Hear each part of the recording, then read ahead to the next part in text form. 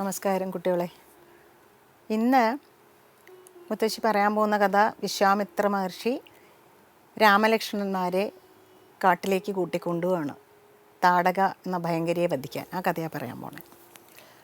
അയോധ്യയിലെ ദശരഥ മഹാരാജാവിന് 4 പുത്രന്മാരാണ്: രാമൻ, ഭരതൻ, ലക്ഷ്മണൻ, ശത്രുഘ്നൻ. ഒരിക്കൽ വിശ്വാമിത്ര മഹർഷി അദ്ദേഹം കയറി വരുന്ന എന്തിനാണെന്ന് വെച്ചാൽ, മഹർഷിമാർ സ്വതേ വനാന്തരങ്ങളിലേ ജീവിക്കൂ.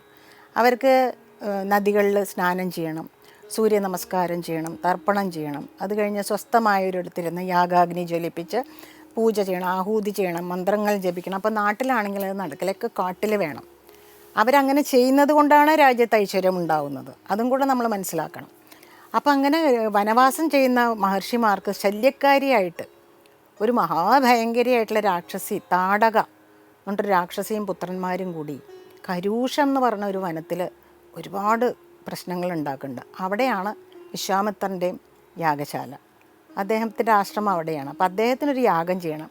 ഇവരുടെ ശല്യം ഒഴിവാക്കിയാലേ അത് സ്വന്തം സ്വസ്ഥമായിട്ട് യാഗം ചെയ്യാൻ പറ്റുള്ളൂ. അപ്പോൾ അതിനെന്താ വേണ്ടതെന്ന് വെച്ചാൽ, അദ്ദേഹത്തിനറിയാം രാമന് മാത്രമേ ഈ താടകയെ വധിക്കാൻ സാധിക്കുള്ളൂ. പക്ഷെ ഇതൊന്നും ആരോടും പറയാതെ അദ്ദേഹം നേരെ അയോധ്യ വന്ന മഹാരാജാവിനോട് പറയും, രാമനെ എൻ്റെ കൂടെ എൻ്റെ യാഗരക്ഷയ്ക്കായി വിടണം എന്ന് പറയും. ദശരഥൻ വ്യസനിക്കും. 16 വയസ്സേ ആയിട്ടുള്ളൂ. വളരെ മോഹിച്ചുണ്ടായ മകനാണ്. അപ്പോൾ വസിഷ്ഠൻ പറയും, മഹാരാജാവെ ഒട്ടും പേടിക്കേണ്ട. ഒന്നാമത്തെ കാര്യം, രാമൻ സാമാന്യക്കാരനല്ല. രണ്ടാമത്തെ കാര്യം, വിളിച്ചു കൊണ്ടുപോകുന്നത് വിശ്വാമിത്രനാണ്. ധൈര്യമായിട്ട് വിട്ടോളൂ പുത്രനെ എന്ന് പറയും. അങ്ങനെ ദശരഥ മഹാരാജാൻ്റെ സമ്മതത്തോടുകൂടി വിശ്വാമിത്രൻ രാമനെയും കൂടെ ലക്ഷ്മണനെയും കൊണ്ട് വനത്തിലേക്ക് പോവുകയാണ്. സന്ധ്യയായപ്പോൾ ഇവരൊരു നദിക്കരയിലെത്തിയപ്പോൾ അന്ന് അവിടെ താമസിക്കാമെന്ന് പറഞ്ഞിട്ട്. പക്ഷെ അപ്പോൾ ഇനി വേറൊരു കാര്യമുണ്ട്. ഇവർ രാജകുമാരന്മാർ കൊട്ടാരത്തിലെ നല്ല ഭക്ഷണമൊക്കെ കഴിച്ച് ശീലിച്ചവരാണ്.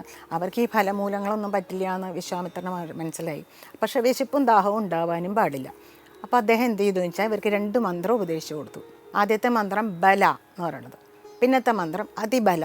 അപ്പോൾ ഈ 2 മന്ത്രവും ജപിച്ചതോടുകൂടി വിശപ്പും ദാഹവും ഇല്ലാതായി. അങ്ങനെ അന്നത്തെ രാത്രി അവിടെ കഴിച്ചു കൂട്ടി. പിറ്റേന്ന് അവർ യാത്ര തുടർന്ന് ഒരു കുറച്ചങ്ങോട്ട് പോയപ്പോൾ തന്നെ വലിയ വലിയ അലർച്ചകളും അട്ടഹാസങ്ങളും ഒക്കെ കേൾക്കാൻ തുടങ്ങി. ഭൂമിയൊക്കെ ഇങ്ങനെ കുലുങ്ങണമാതിരിയൊക്കെ തോന്നിത്തുടങ്ങി. അത് കരൂഷം എന്ന വനമായിരുന്നു. അവിടെയാണ് താടകയുടെ വിഹാര കേന്ദ്രമാണത്. താടക എന്ന് പറഞ്ഞാൽ ആൾ ചില്ലറക്കാരിയൊന്നുമല്ല. 1000 ആനയുടെ ശക്തിയാണ് താടകയ്ക്ക്.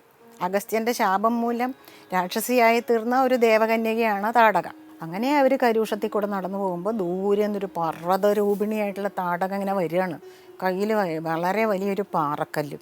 താടക വിശ്വാമിത്രനെ കണ്ടതും ഈ പാറക്കല്ല് അങ്ങോട്ട് വലിച്ച ഒരു ഏറ് കൊടുക്കും. എല്ലാം മിനിറ്റ് വെച്ച് കഴിയും. രാമൻ അത് കണ്ടു, വില്ലെടുത്തു, ഒരു അമ്പ് എഴുതപ്പോഴേക്കും ആ പാറയമ്മ കൊണ്ട് പാറ ഛിന്ന ഭിന്നമായിപ്പോയി. അപ്പം താടകയ്ക്ക് ഒന്നും കൂടെ ദേഷ്യം വന്നു. വലിയൊരു ശൂലം എടുത്തുകൊണ്ട് രാമനെ തന്നെ കുത്താനായിട്ട് ഇങ്ങനെ ഓടി വരികയാണ്. ഭൂമി കുലുങ്ങുമാറിങ്ങനെ ഓടി വരുമ്പോൾ രാമൻ അടുത്ത അമ്പ് പ്രയോഗിച്ചു. അത് താടകയുടെ നെഞ്ചിൽ തന്നെ കൊള്ളുകയും താടക ഒരു അലർച്ചയോടെ മലർന്നടിച്ച് വീഴുകയും ചെയ്തു. താടകയുടെ പ്രാണം പോയി. താടകയുടെ ശരീരത്തിൽ നിന്ന് ഒരു ദിവ്യമായ ഒരു രൂപം, ഒരു ദിവ്യ സ്ത്രീയുടെ, സുന്ദരിയായ സ്ത്രീയുടെ രൂപത്തിൽ വന്ന് ശ്രീരാമനെ തൊഴുതിട്ട് സ്വർഗത്തിലേക്ക് പോയി. അങ്ങനെ താടകയ്ക്ക് ശാപമോക്ഷമായി. പിന്നെയും ഉണ്ട് രാക്ഷസന്മാർ. അവരും വന്നു ഇങ്ങനെ ആക്രമിക്കാൻ വന്നപ്പോൾ ലക്ഷ്മണനാണ് അവരെ നേരിട്ട് അവരൊക്കെ ഓടിപ്പോയി. പിന്നെ തിരിച്ചു വരില്ല. അതോടുകൂടി കരൂഷം ശാന്തമായി. മഹർഷിമാർക്കൊക്കെ വളരെ സന്തോഷമായി. എല്ലാവരും ശ്രീരാമനെ അനുഗ്രഹിച്ചു. അങ്ങനെ വിശ്വാമിത്രനും സന്തോഷമായി. കുറച്ചുകൂടെ യാത്രയുണ്ട് എന്ന് പറഞ്ഞിട്ട് വീണ്ടും യാത്ര തുടരുകയാണ്. അതും കഴിഞ്ഞ് അവിടുന്ന് പിന്നെയും പോകുമ്പോൾ വിവരം കിട്ടും, അങ്ങനെ ജനക രാജധാനിയിൽ മിഥിലാപുരിയിൽ സീതയുടെ സ്വയംവരം നിശ്ചയിച്ചിരിക്കുന്നു എന്ന്. അപ്പോൾ വിശ്വാമിത്രന് അറിയാം സീതയ്ക്ക് ഏറ്റവും അനുരൂപനായ വരൻ രാമനാണെന്ന്. എന്നാൽ പിന്നെ അങ്ങോട്ട് തന്നെ ആവാം യാത്ര എന്നും പറഞ്ഞ് വിശ്വാമിത്രൻ രാമനെയും ലക്ഷ്മണനെയും കൂട്ടി നേരെ മിഥിലാപുരിയിലേക്ക് നടക്കുകയാണ്. നമുക്ക് ഇന്നത്തെ കഥ ഇവിടെ സമ്പൂർണ്ണമാക്കാം.